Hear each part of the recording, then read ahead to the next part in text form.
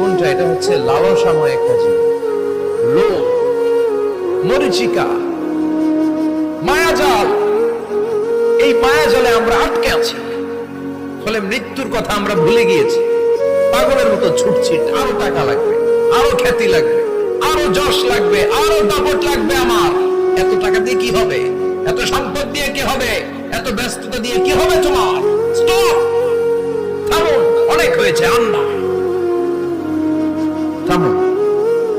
Take a rest, take a breath, think about death, think that you have to go back to your Lord.